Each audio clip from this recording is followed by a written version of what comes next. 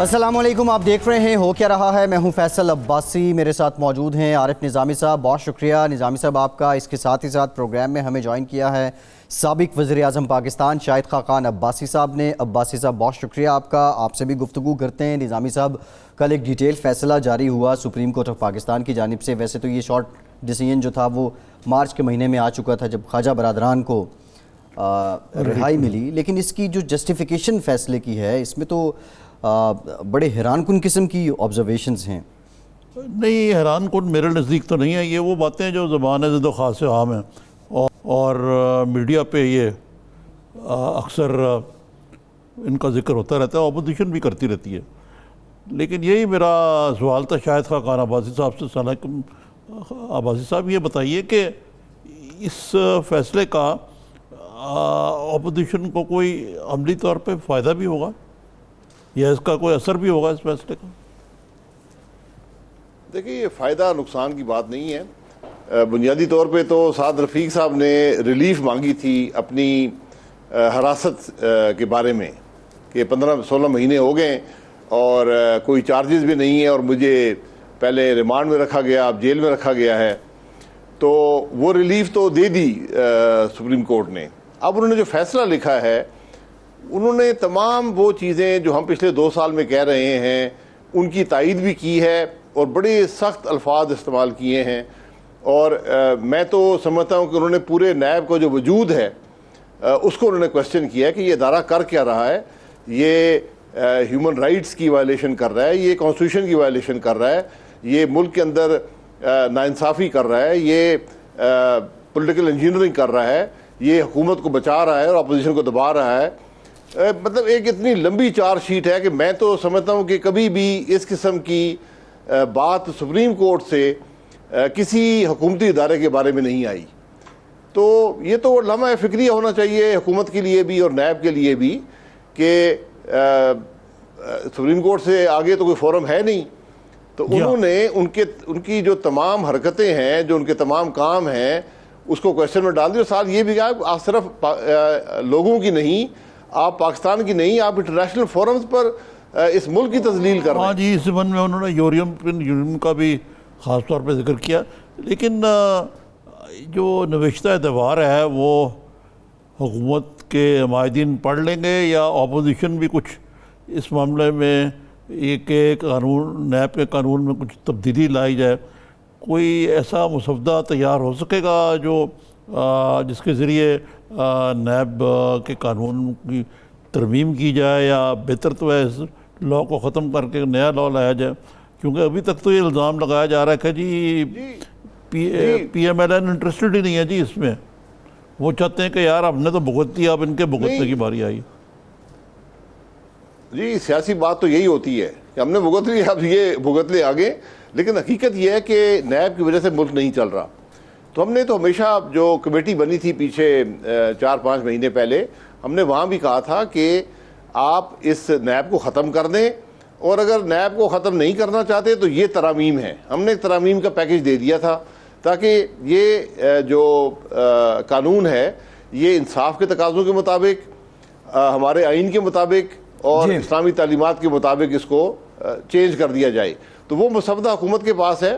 آج بھی ایک میٹنگ ہوئی تھی جس میں جو بلز ہیں جو فیٹف سے ریلیٹڈ ہیں، جو منی، یہ جو انٹرنیشنل ٹیررزم سے ریلیٹڈ جو بلز ہیں، ان پر آج ایک میٹنگ ہوئی تھی۔ تو وہاں بھی یہ ذکر ہوا کہ بھئی آپ اگر نیب کے بارے میں اگر آپ کی کوئی رائے ہے کہ آپ اس کو کچھ کرنا چاہتے ہیں تو وہ بل بھی آپ کے پاس ہے، آپ وہ بھی لے آئیں، اس پر بھی بات چیت ہو جائے گی۔ جی تو ہماری تو بڑی سیدھی آفر ہے کہ اگر کرنا چاہتے ہیں تو سو بسم اللہ۔ ٹھیک ہے عباسی صاحب، ایک بریک لیتے ہیں۔ بریک کے بعد کہ نون لیگ کی کیا ترامیم بھی وہی ہیں جو فاروق اشنائک کی مجوزہ بل ہے، اس میں مجوزہ جو ان کی جانب سے سفارشات ہیں پیپلز پارٹی کی، یا کوئی اور ہیں؟ بریک کے بعد اس پہ بات کرتے ہیں، ہمارے ساتھ رہیے۔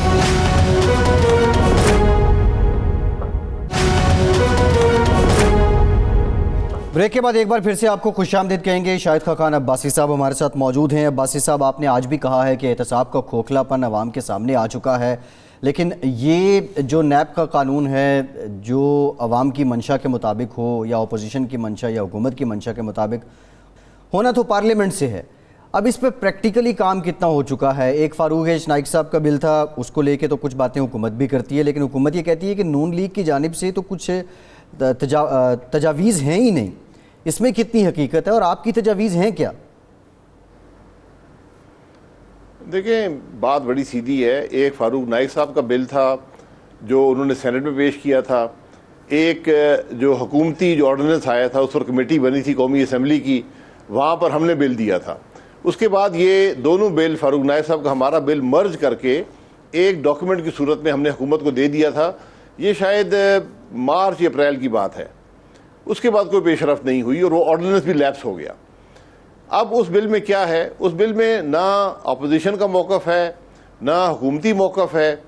وہ بنیادی طور پر جو نیب آرڈیننس تھا، اس کو انصاف کے تقاضوں کے مطابق ڈھالا گیا ہے، اور میں نہیں سمجھتا ہوں کہ کوئی بھی شخص اس کی کسی شخص سے اختلاف کر سکتا ہے.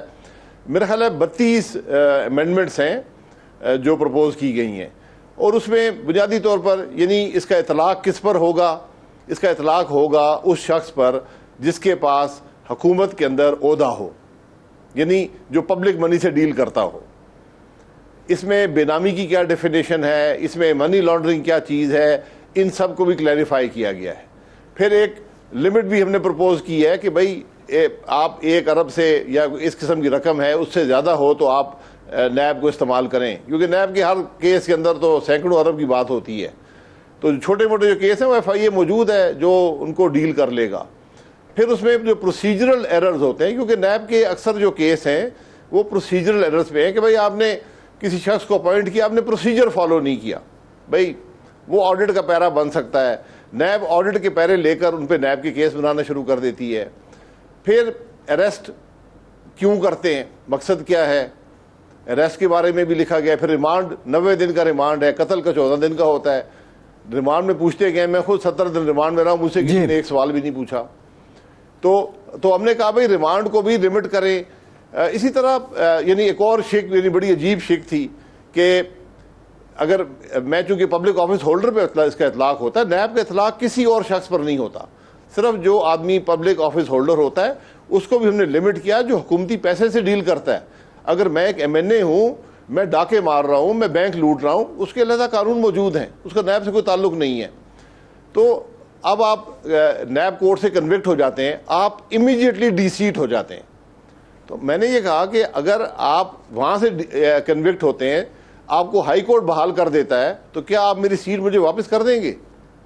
اسی طرح جو اثاثے ہیں، آپ پہ نیب کی انکوائری شروع ہو جائے، آپ کے تمام کاروبار بند ہو جاتا ہے، آپ کے خاندان کا کاروبار بند ہو جاتا ہے، آپ کے اکاؤنٹس بند ہو جاتے ہیں، آپ کوئی کام بھی کریں گے، نیب کی 2 لمبی چوڑی شکیں ہیں جن کے اطلاق آپ پہ آ جاتا ہے جی، اور آپ کی زندگی یعنی منجمد ہو جاتی ہے جب تک آپ کے نیب سے جان نہیں چھوٹتی. تو ہم نے اس کو بالکل انصاف کے تقاضوں کے مطابق کیا ہے، اور حکومت ہم نے آج بھی ان کو کہا ہے کہ آپ اپنا مسودہ لے آئیں، اس پر بات ہو جائے گی.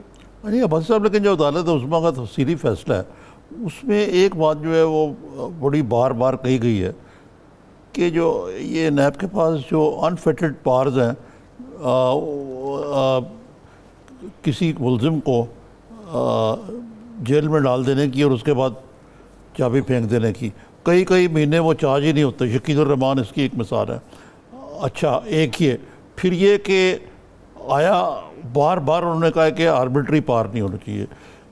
دوسرے یہ کہ ایک نیب جو ہے مشرف نے انہوں نے کہا کہ بنائی سیاسی لائلٹیز کو بدلنے کے لیے پولیٹیکل انجینئرنگ کا لفظ استعمال کیا. تیسرے یہ قانون جو ہے، جہاں تک میں اگرچہ وکیل نہیں ہوں، میں نے تھوڑا بہت جو پاکستان میں مروجہ لا ہے اس میں مثلا شاہد خاقان عباسی جب تک کنوکٹ نہیں ہو جاتا وہ ملزم رہتا ہے.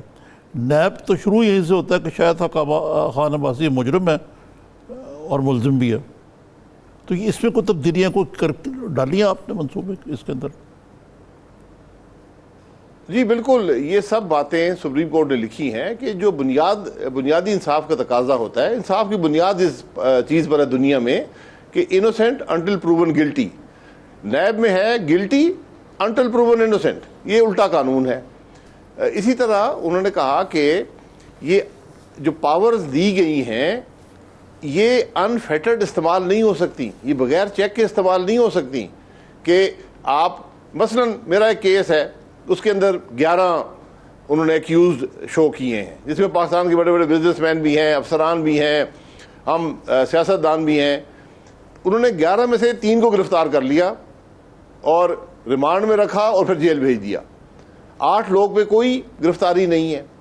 ہم سے کیا برآمدگی ہونی تھی؟ آپ نے کیا کرنا تھا؟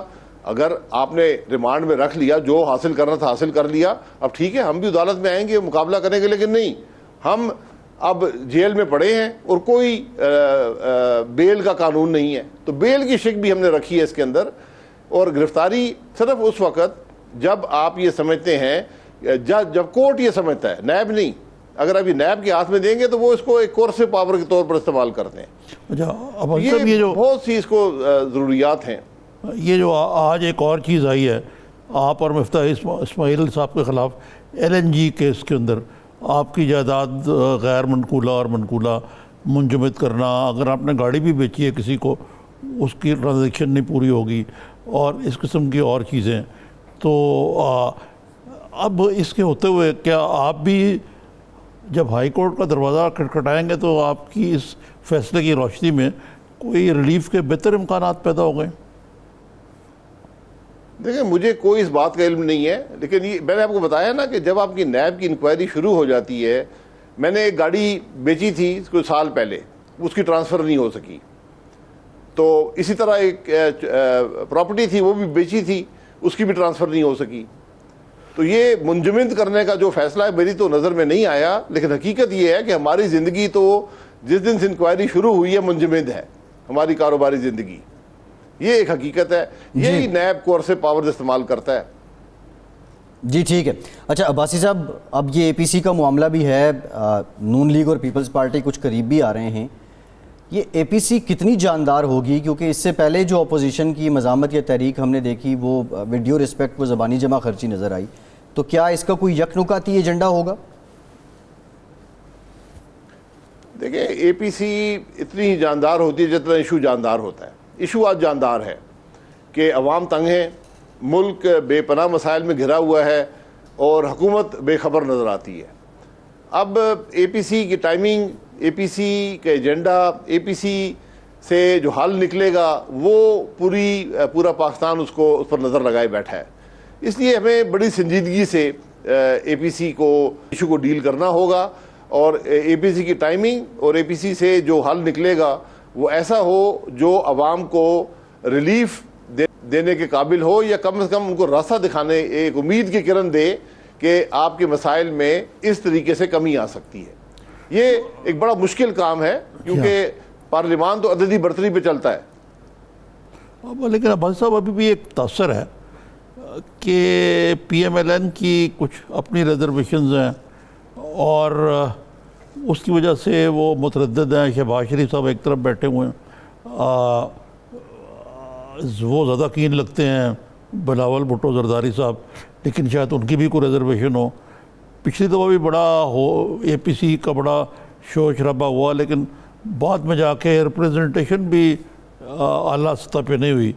تو اب آپ نے کہا کہ حالات ہی اتنے خراب ہیں کہ پہلے والی APC, اب جو APC 2 ہے اس کے ہوتے ہوئے آپ میں کوئی جو یہ تاثر کو کس طرح دور کریں گے کہ عام لوگوں کا خیال ہے کہ اپوزیشن ہی ایک صفحے پہ نہیں ہے, یہ کیا حکومت پر پریشر ڈالے گی؟ دیکھیں, اپوزیشن تو ایک جماعتوں کا مجموعہ ہوتا ہے جو حکومت کے خلاف ہوتی ہیں. یہ وہ جماعتیں جو آپس میں الیکشن لڑ کے آئیں اور کل بھی الیکشن لڑنا ہے, لیکن آج ان کے اندر اتفاق پیدا کرنا مشکل اس واسطے نہیں ہے کہ جو ملک کے حالات ہیں اس بات کا تقاضا کرتے ہیں کہ ساری جو اپوزنگ قوتیں ہیں حکومت سے وہ اکٹھی ہوں. اب جو وقت کا تعین APC کب ہوگی, اس کے اندر یہ اس بات کا تعین کہ کیا وہاں سے نتیجہ نکالا جائے گا اور اس کو کس شدت سے اس کو امپلیمنٹ کیا جائے گا, یہ وہ سوالات ہیں جو APC کے اندر ہی طے ہوں گے. اور میں سمجھتا ہوں کہ آج ضرورت ہے ان کو طے کرنے کی. آپ خود دیکھ لیں کہ آپ خود بھی سوال کر رہے ہیں, پورا پاکستان کر رہا ہے, اور یہ شاید پاکستان کی سیاسی تاریخ کا پہلا موقع ہے کہ لوگ اپوزیشن کو دیکھ رہے ہیں, حکومت کو نہیں دیکھ رہے. جی اچھا عباسی صاحب، نواز شریف صاحب تو علیل ہیں، خدا انہیں صحت دے. جو آپ ہیں، آپ کے جیسے سیکنڈ ایئر لیڈرشپ ہے نون لیگ کی، ان میں اور شہباز شریف صاحب میں کتنا تال میل ہے؟ اور یہ تحریک یا مزاحمت اس کو لے کے نون لیگ کے اندر کے لوگوں کا کیا رائے کیا رکھتے ہیں؟ کیا وہ اس بات پہ متفق ہیں کہ اب مزاحمت ہو جانی چاہیے حکومت کے خلاف؟ نہیں، بالکل. دیکھیں، مزاحمت ایک جمہوری عمل کے اندر رہ کر، آئین کے اندر رہ کر بالکل ہونی نہیں چاہیے. ہماری ذمہ داری ہے کہ ہم حکومت کے ہر غلط کام کی مزاحمت کریں. ہم نے کی بھی ہے. شاید اس سے آپ مطمئن نہ ہوں، کچھ لوگ مطمئن ہیں، کچھ نہیں ہیں. یہ تو زندگی کا حصہ ہے. لیکن اب بات اگر سڑکوں کی ہم کر رہے ہیں تو یہ ایک بڑا مشکل فیصلہ ہوتا ہے. یہ اپوزیشن خود ہی کر سکتی ہے. اس میں بھی ٹائمنگ بڑی امپورٹنٹ ہوتی ہے. کب کریں گے، کیسے کریں گے، اور اس کے اثرات کیا ہوں گے. یہ وہ چیز ہے جو اپوزیشن کی لیڈرشپ مل بیٹھ کر اے پی سی کے اندر طے کرے گی، اور اس کے بعد ہی کو معاملہ آگے چلے گا. ہاں، یہ بس یہی میں پوچھنا چاہ رہا تھا کہ یہ جو اے پی سی کی حکومت کے خلاف مزاحمت ہے، اس کی مینیفیسٹیشن کیا ہوگی؟ یا پارلیمنٹ کے اندر تو آپ کر ہی رہے ہیں، پھر آپ یہ بھی کہتے ہیں کہ ہم تحریک بھی نہیں چلانا چاہتے، تو آخر وہ کیا چیز ہے جس سے آپ پریشر ڈالیں گے؟ جلسے کریں گے ملکوں میں؟ یا خان صاحب جو ہیں، آپ ان کو یہ کریڈٹ تو دے نا کہ انہوں نے 2014 میں جب فیصلہ کیا تو انہوں نے پھر ڈٹ گئے، اور وہ 6 مہینے وہاں سے ہٹے نہیں تقریباً ڈی چوک سے. کو اس قسم کی چیز کرنا چاہتے ہیں. مطلب ہے کہ آپ کی جو ریزسٹنس ہے لوگوں کو کس طرح نظر آئے گی؟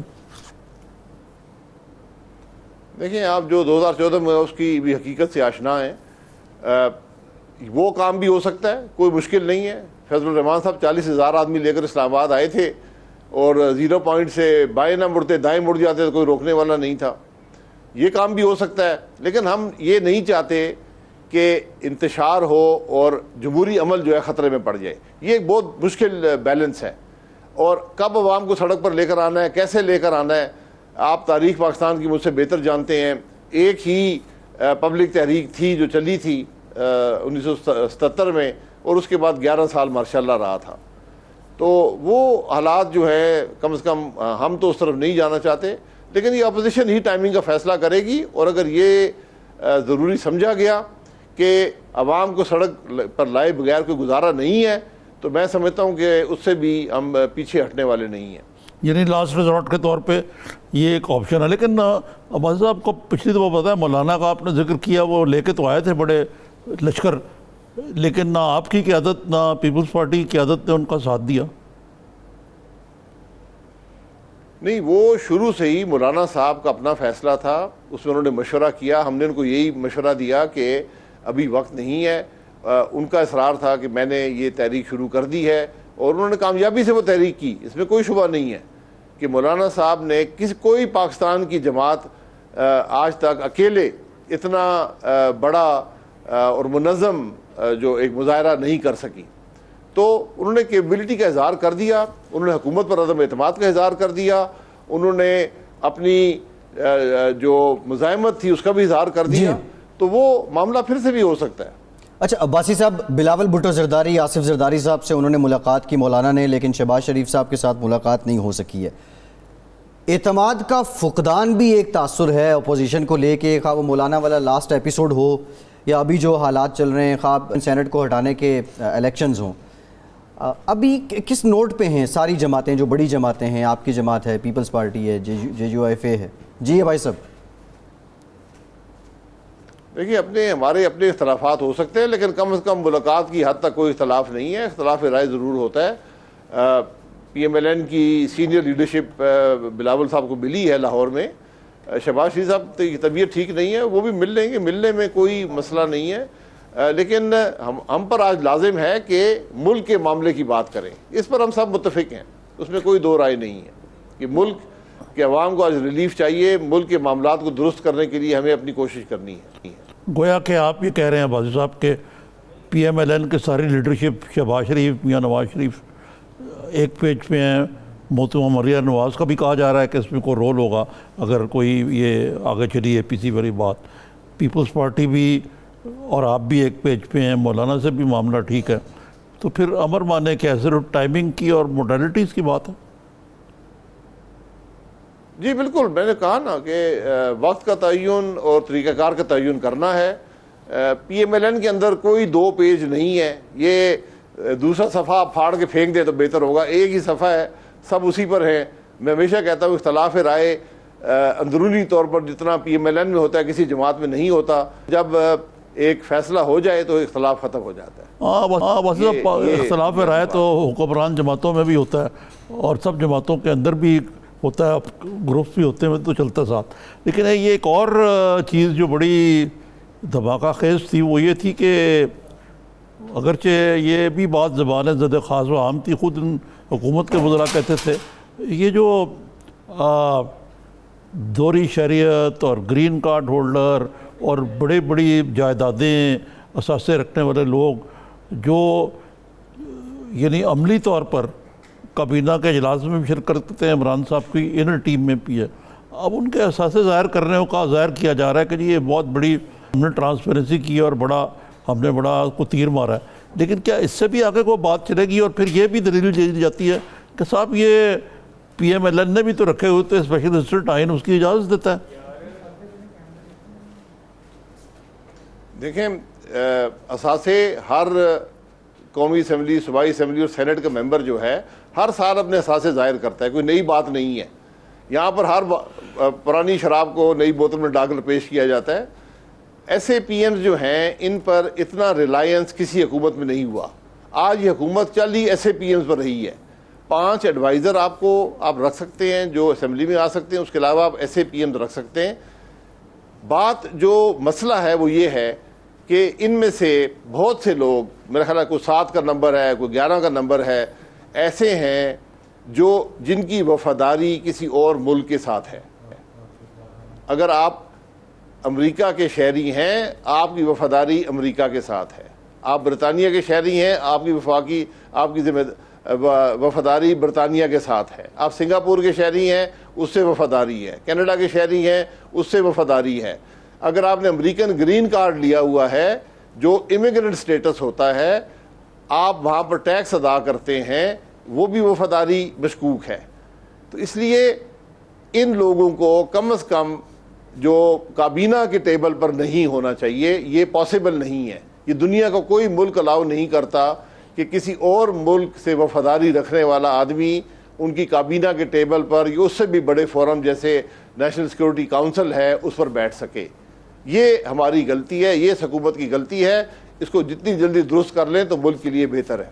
جی اچھا، ایک بحث اور بھی چل رہی ہے عباسی صاحب، آپ کی جماعت بھی اس کو لے کے بات کرتی ہے۔ جو الیکٹڈ لوگ ہیں، اگر ہم ان کی کیپیبلٹی کی بات کریں، ایبلٹیز کی بات کریں، اب جس طرح وزیر ہوابازی غلام سرور خان صاحب ہیں، جو انہوں نے بیان دیا اور پارلیمنٹ میں دیا، فلور پہ دیا، اور اس کے بعد آپ دیکھ لیں کیونکہ ایویشن سے بھی آپ وابستہ رہیں کیا ہوا، تو آپ نہیں سمجھتے یہ لوگ ضرورت ہوتے ہیں، یہ S A P M experts, اور ان کو لانا بڑا ضروری ہوتا ہے اور شاید یہ مجبوری بھی ہے موجودہ اتنی بڑی حکومت فوج کی؟ ظفر موج میں پاکستان کی تاریخ میں نہیں آئے، لیکن اب تعداد پہ اعتراض ہو سکتا ہے، لیکن یہ بھی۔ اور دوسری جو بات ہے جو عباسی صاحب نے کہی ہے کہ جو الیکٹڈ جو پارلیمنٹیرینز ہیں وہ تو سیکنڈ کلاس ہو گئے، اور جو نان الیکٹڈ ہے وہ فرسٹ کلاس ہو گئے، وہ کابینہ میں بیٹھے ہوئے ہیں۔ یہ ایک تاثر ضرور ہے، لیکن عباسی صاحب آپ بھی وزیر اعظم رہے ہیں، اگر یہ لوگ بہت ضروری ہوتے ہیں تو ان کا حجم، مطلب ان کی تعداد کتنی ہونی چاہیے؟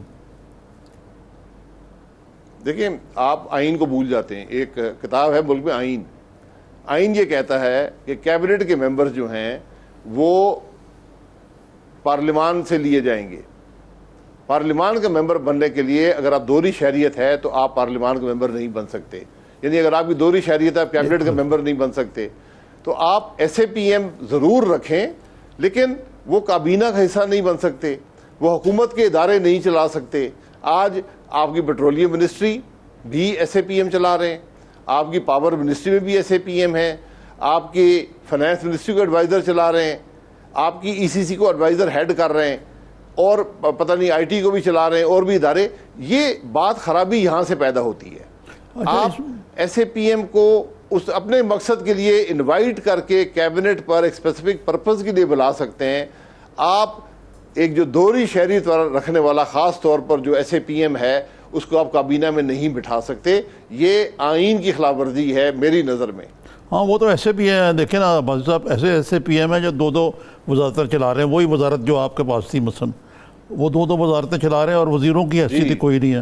ایک تو یہ بڑی ستم ظریفی ہے. دوسرا یہ ہے کہ بعض ایسے پی ایم ہیں جو کہ نہ صرف کہ غیر ملکی پاسپورٹ رکھتے ہیں بلکہ اربوں روپے کی جائیداد کے مالک ہیں اپنی ایسٹس کے مطابق بیرون ملک.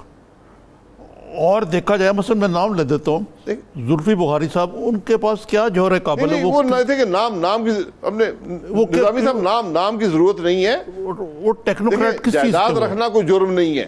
نہیں، وہ ٹیکنوکریٹ کس چیز کا؟ جائیداد رکھنا کوئی جرم نہیں ہے، جائیداد رکھنا کوئی جرم نہیں ہے. لیکن کیا یہ وہ بتا دیں کہ پاکستان میں ٹیکس ادا کرتے ہیں؟ میں یہی کہہ رہا ہوں نا، بات ہے وفاداری کی. اگر آپ اس ملک کے وفادار نہیں ہیں، کسی اور ملک کے کا تحفظ کرنے کی قسم اٹھائی ہوئی ہے، تو آپ یہاں پر کابینہ کے ٹیبل پر نہیں بیٹھ سکتے.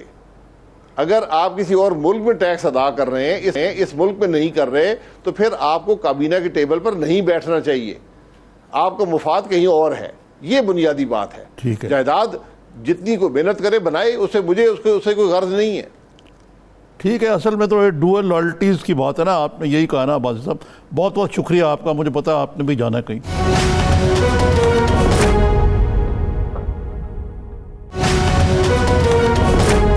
بریک کے بعد ایک بار پھر سے آپ کو خوش آمدید کہیں گے. بریک میں ہمیں جوائن کیا ہے ماہر وبائی امراض ڈاکٹر رانا جواد اصغر صاحب نے. ڈاکٹر صاحب بہت شکریہ آپ کے وقت کا. ڈاکٹر صاحب آپ سے گفتگو کرتے ہیں.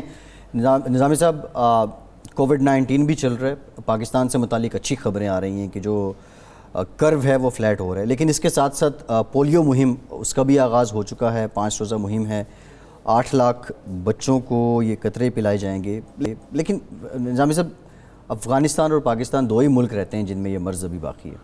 ہاں جی. اور یہ مرض جو ہے یہ تعصب کی وجہ سے، اور بعض میں نے بڑے پڑھے لکھے لوگوں کو دیکھا ہے جی جو واقعی سمجھتے ہیں کہ پولیو جو ہے مغرب کی سازش. انہوں نے ڈاکٹر صاحب السلام علیکم، آپ نے ایک آرٹیکل لکھا لانسیٹ پہ، میں وہ دیکھ رہا تھا. آپ نے کہا کہ پاکستان میں اس کو فورن پروگرام کے طور پہ سمجھا جاتا ہے، اور وہ اس میں جو بین الاقوامی تشویش ہے کہ دنیا بھر میں جو پولیو کو ایریڈیکیٹ کرنے کا پروگرام ہے، وہ پاکستان میں جو جس طریقے سے اس کو دیکھا جا رہا ہے اور جس طرح یہ بڑھ رہا ہے، یعنی 2014 میں اس کے محدود چند کیسز تھے، اور 2019 میں یہ کیسز 91 تک چلے گئے، اور شاید اب اس سے بھی زیادہ ہیں.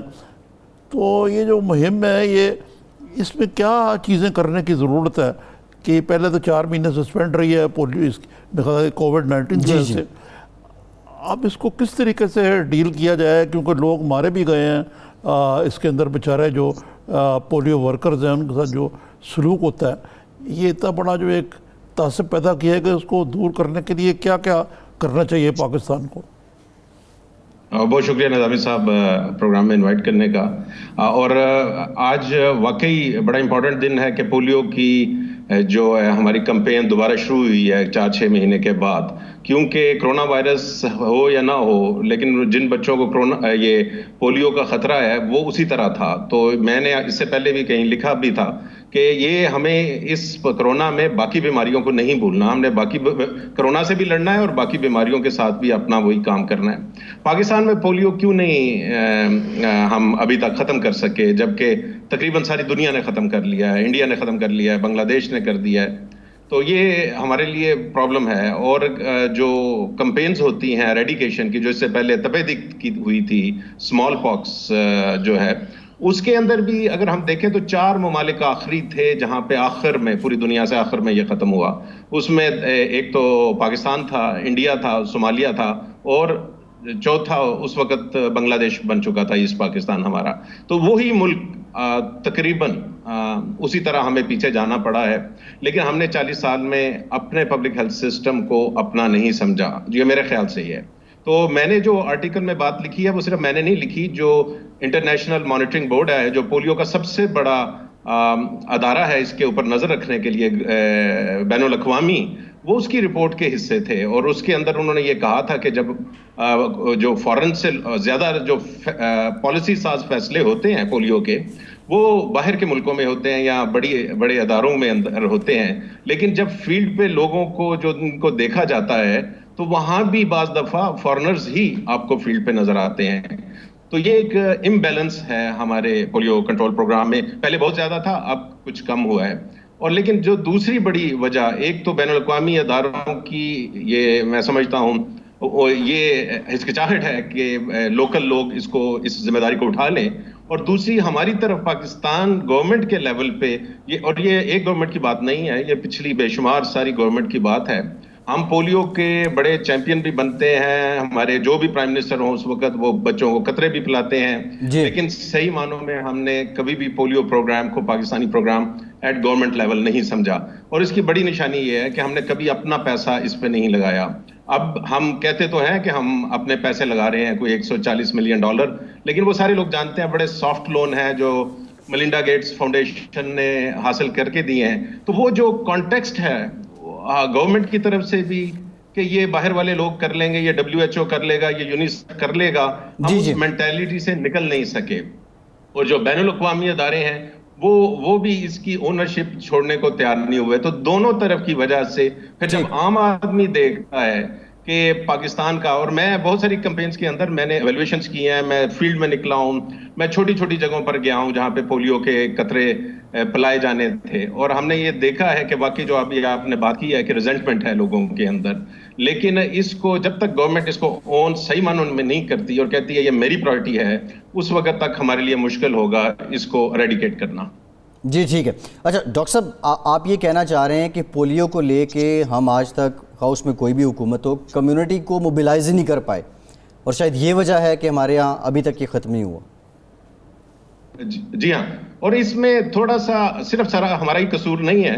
آپ کو معلوم ہے کہ جو ایبٹ آباد کا واقعہ ہوا تھا اس کی بات بھی تمام جو پبلک ہیلتھ آفیشلز ہیں وہ، اور جو بھی یہ لوگ جاتے تھے بیچارے پولیو کی ورکرز ہیں، اور 18 سال کی لڑکیاں شہید ہوئی ہیں، اور ہم پاکستانی جو پولیو پروگرام نے بہت قربانیاں دی ہیں جان کی، اور ان کو جو بچانے والے پولیس کے افراد تھے وہ بھی اتنی ہی تعداد یا اس سے بڑی تعداد میں شہید ہوئے ہیں. تو یہ نہیں ہے کہ ہمارے پروگرام نے، پولیو پروگرامز نے اوور دی ایئرز کچھ نہیں کیا، لیکن آپ کی بات بالکل صحیح ہے کہ ہم جو ڈیمانڈ جنریشن ہوتی ہے ایٹ اے کمیونٹی لیول کہ لوگ خود مانگیں کہ بھائی مجھے یہ ویکسین چاہیے، مجھے بچے کو بچانا ہے، اس میں ہم اتنے کامیاب نہیں ہو سکے. ٹھیک، بہت شکریہ ڈاکٹر رانا جاوید جواد اصغر صاحب، بہت شکریہ آپ کے وقت کا، آپ ہمارے ساتھ موجود تھے. ایک بریک لیتے ہیں، اور بریک کے بعد آج ایک فیصلہ ہوا ہے. PTV کی جو لائسنس فی بڑھائی گئی تھی 35 روپے سے 100 روپے، ایک ہفتے کے لیے مؤخر کر دی گئی ہے. اس سے متعلق بھی بات کرتے ہیں، ہمارے ساتھ رہیے.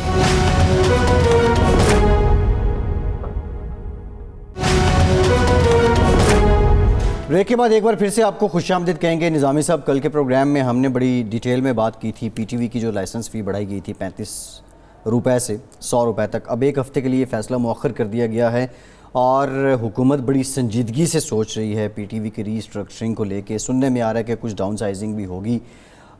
کیا آپ کو لگتا ہے کوئی بزنس ماڈل، کوئی پلان حکومت کے پاس آ گیا ہے؟ اور وائی منسٹری یہ پلان کیوں دے؟ اس پہ جو PTV کی اس وقت مینجمنٹ بیٹھی ہے، کیا ان کا مجوزہ پلان ہے، اس کے اکارڈنگ چل رہے ہیں؟ آپ کو کیا لگتا ہے؟ دیکھیں PTV جو ہے بدقسمتی سے ایک سرکاری ادارہ بن چکا ہوا ہے. جی، اور سچی بات ہے کہ مسابقت کے دور میں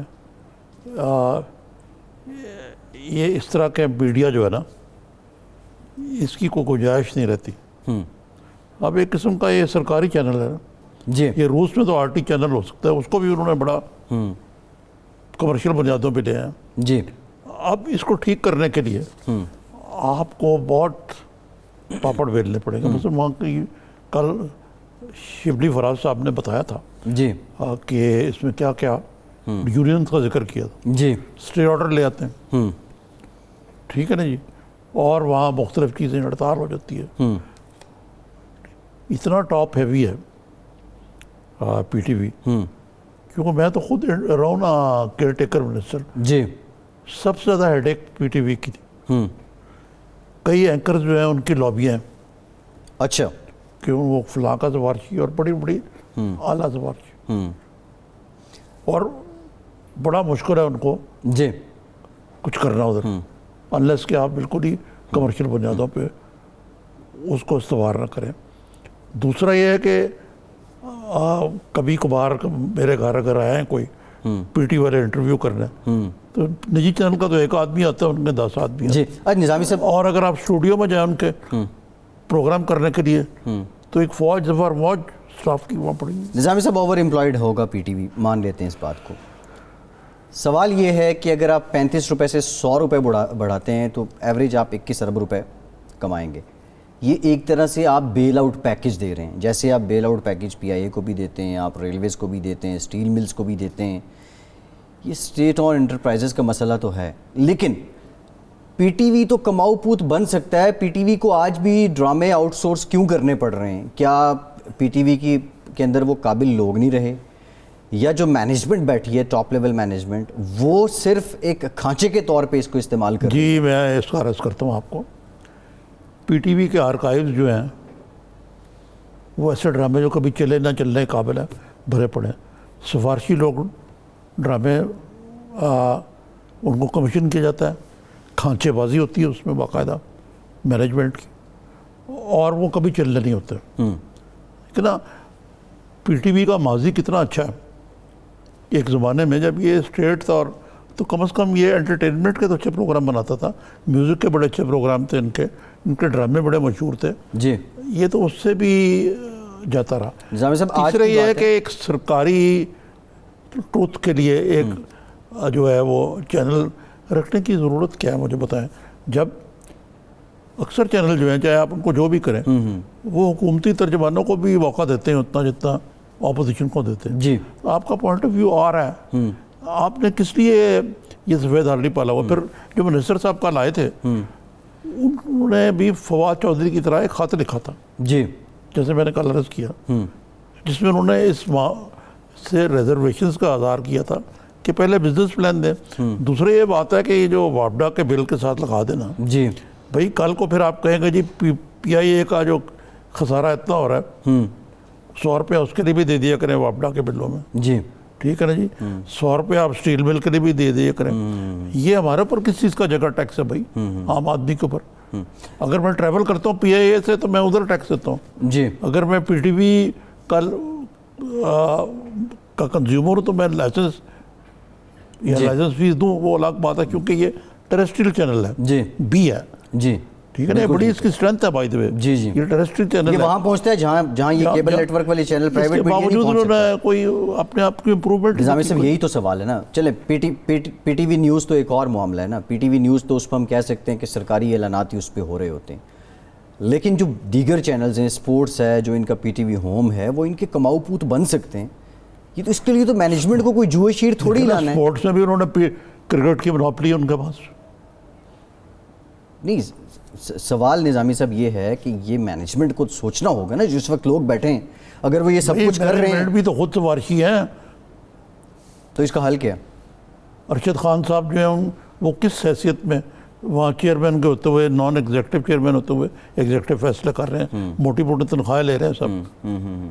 بہرحال نظامی صاحب اس معاملے کو حل ضرور ہونا چاہیے. جی یقیناً. پی ٹی وی کے کلاسک یہ بتائیے یہ اے پی سی ہو رہا ہے بڑا, کہ اے پی سی تو ہو ہی رہا تھا, ایک جوائنٹ سیشن ہو رہا ہے, جوائنٹ سیشن جو پارلیمنٹ کا, اس میں اب یہ قانونی طور پہ وہ چیزیں جو کہ سینٹ میں ڈیفیٹ ہوئی ہیں وہ بل لے کے آئیں گے یہ یہاں پہ. جی سننے میں یہی آ رہا ہے نظامی صاحب, اور عید سے پہلے یہ جوائنٹ سیشن ہونے جا رہا ہے, اور وہ بل بھی آئیں گے, کوئی 7 کے قریب ذرائع بتا رہے ہیں کہ وہ بل ہیں جن کی یہاں سے منظوری لی جائے گی. خاص طور پہ ایف اے ٹی ایف والا بہت ضروری ہے, جو ایف اے ٹی ایف والا ہے گرے لسٹ میں جی نکلنا ہے ہم نے. اب وہ دوبارہ سے ہماری ہے وہاں حاضری تو ہونی ہے اکتوبر میں, تو یہ لیکن نظامی صاحب یہ ایف اے ٹی ایف سے متعلق جو قانون ہیں اس پہ تو نہ صرف ایف اے ٹی ایف بلکہ آئی ایم ایف اور باقی جو باڈیز ہیں وہ بھی اپنے ریزرویشن کا اظہار کرتی ہیں.